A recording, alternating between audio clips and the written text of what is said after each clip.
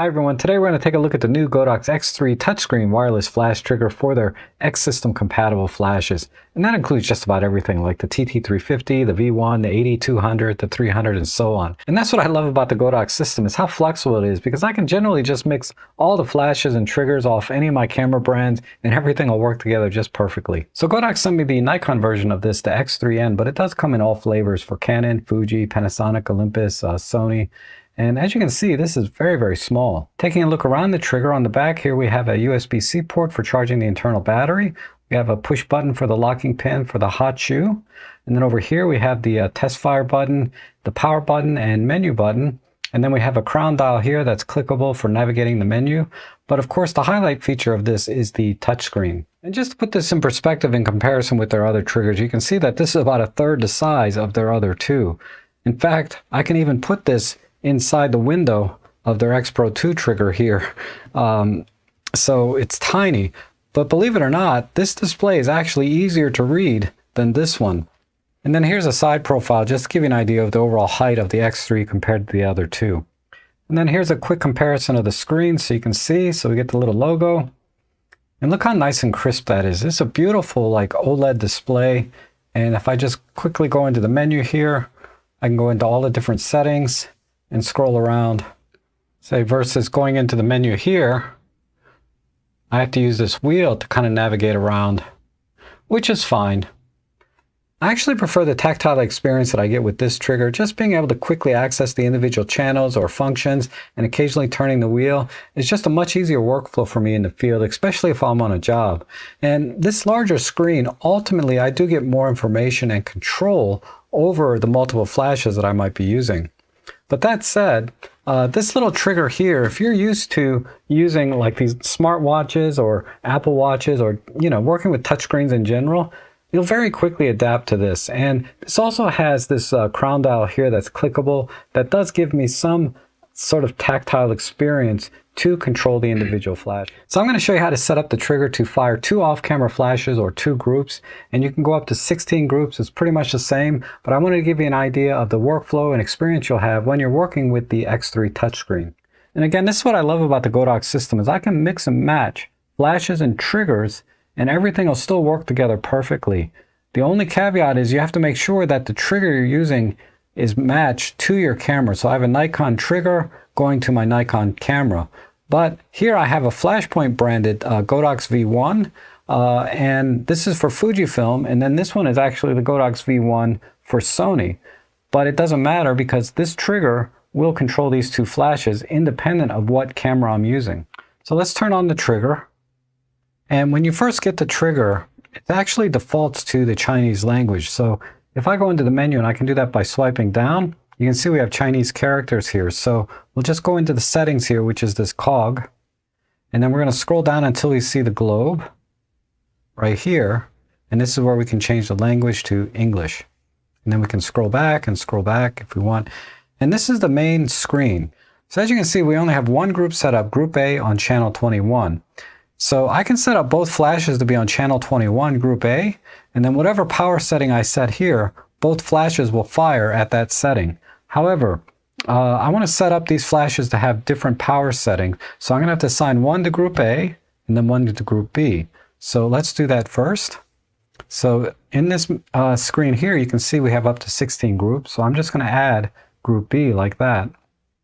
And then we'll go back. So now we have Group A and B. Now we want to set up the wireless channel. And by default, we're on channel 21. And we can change this in the settings menu. So let's go back, go into settings, select wireless.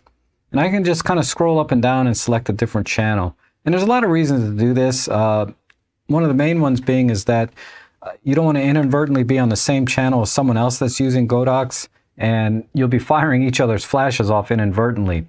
The other reason you want to change it is because maybe this channel is very congested with other Wi-Fi devices like routers and cell phones, etc. So this trigger has the ability to, let me go back in there, to scan for the cleanest channel. And that's the channel I'm going to select is whatever the scanning tells me is available.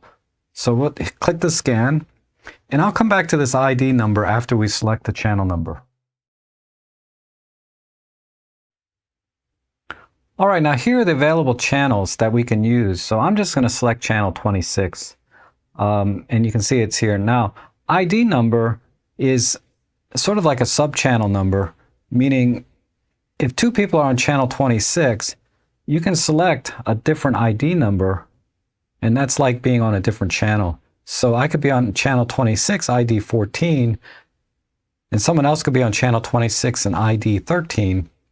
And then that way we won't be firing off each other's flashes. Normally I just leave this off because I'm rarely in a situation where there's other people using Godox flashes. But if I were, I would first make sure I'm on a different channel.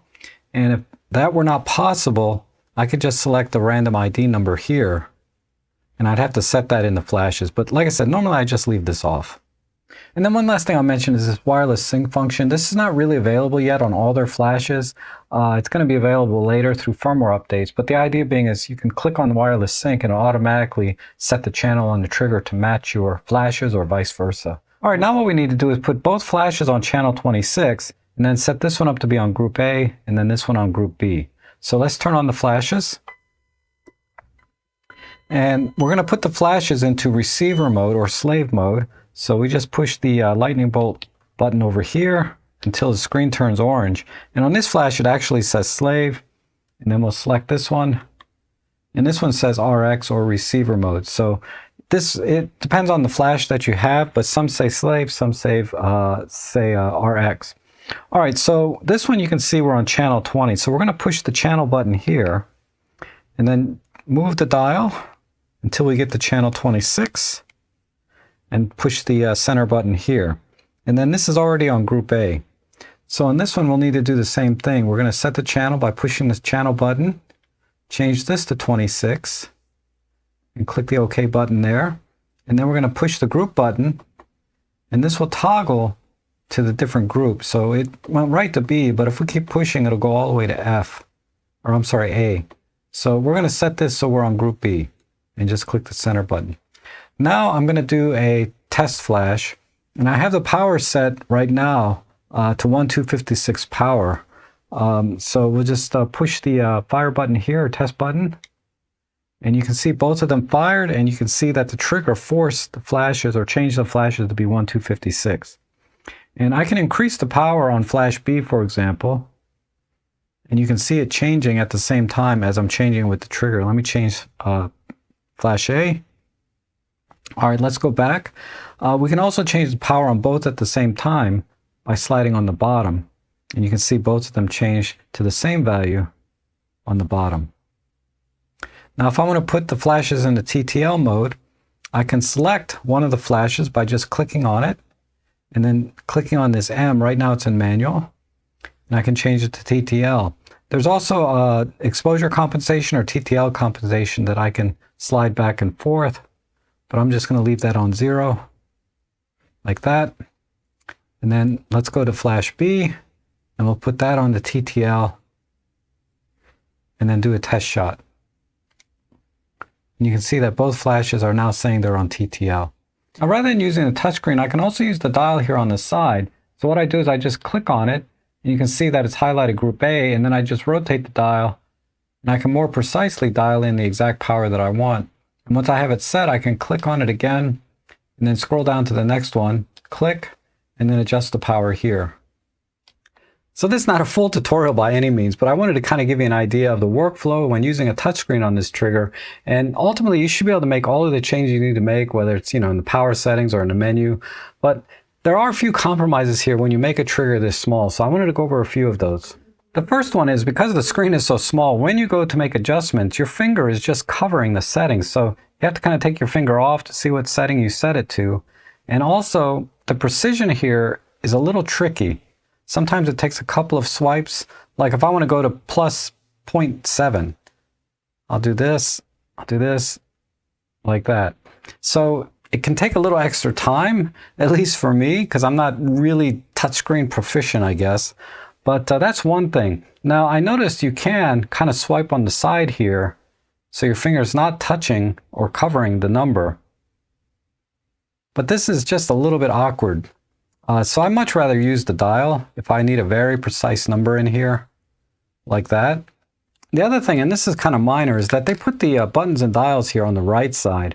I think it would have been better if they put it on the left side, because if I'm hand holding the camera, I have to let go of the grip to come up to use dials and buttons. Whereas if they were on the left side, I wouldn't have to let go of the grip of the camera or the shutter button, and I can just make adjustments with my left hand. Because this is awkward if I have to go around this way. And then the other compromise is that this uses an internal non-replaceable battery, so that automatically gives this product a shelf life. Now, to be fair, I've used other products with internal batteries for 5 or 6 years now. For example, this Rode mic that I'm using now to record this video.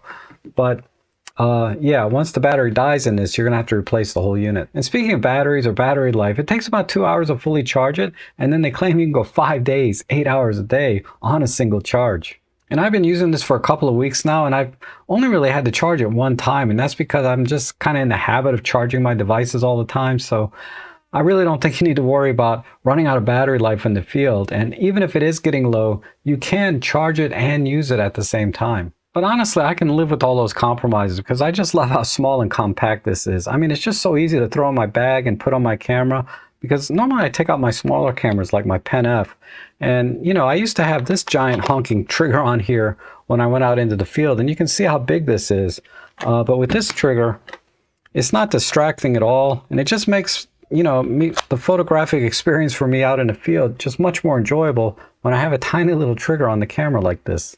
So I think this is a great addition to the Godox family, and I always appreciate when companies continue to innovate, bringing us new products to give us more choices and or to make our life easier. So that's all I have for today. I hope you enjoyed this review. Thank you so much for watching, and I hope to see you again soon.